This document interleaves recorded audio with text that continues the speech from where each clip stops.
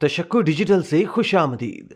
दोस्तों, ईद उल फितर आलम इस्लाम का मोतबर तरीन त्यौहार है जिसमें हर मोमिन के साथ कुल कायनात शादा नजर आती है।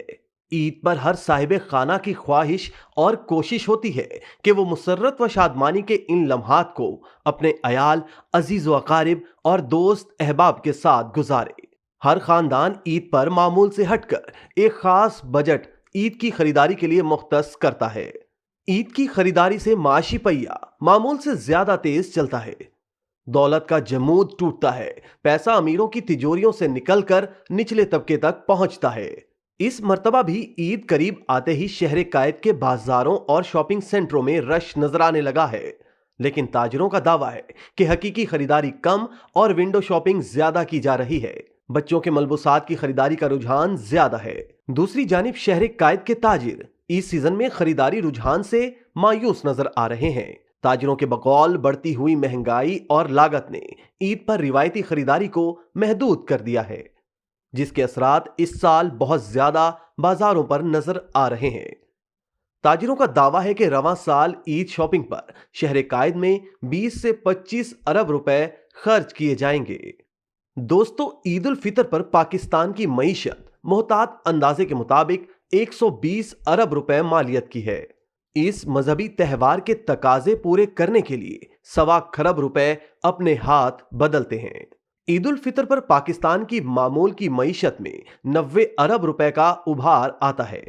साल के आम दिनों में खैरात, ज़कात, फितराना और इंसानी हमदर्दी के दीगर तकाजे पूरे करने पर खर्च होने वाली रकम का अंदाजा 60 अरब रुपए लगाया जाता है। ईद पर मईशत का पहिया कैसे तेज होता है, ये जानना दिलचस्प होगा।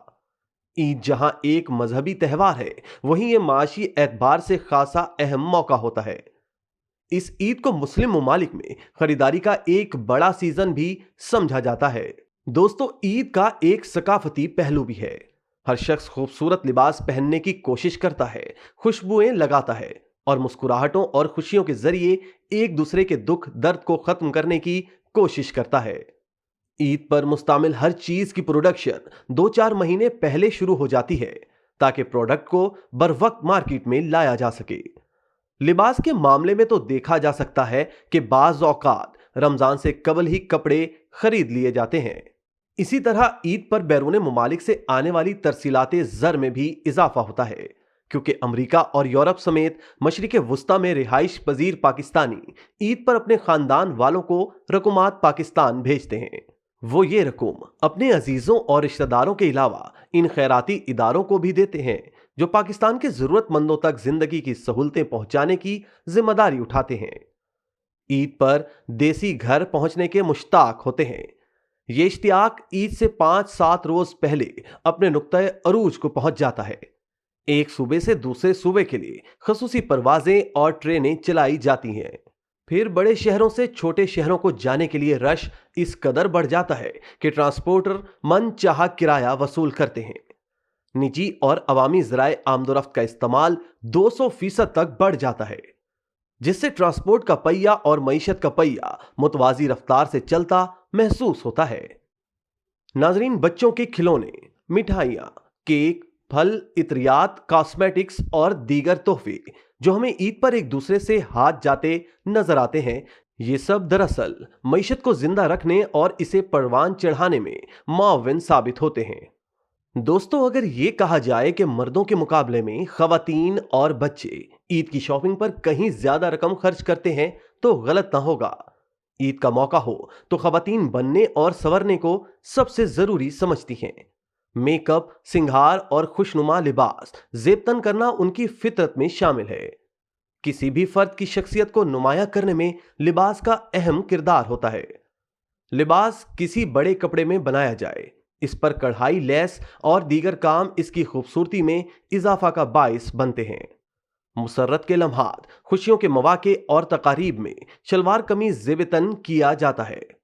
इस पहनावे से सिन्फे नाजुक की शख्सियत को अलग ही रंग मिलता है। चूड़ियों और मेहंदी के बगैर खवातीन की ईद फीकी मालूम होती है।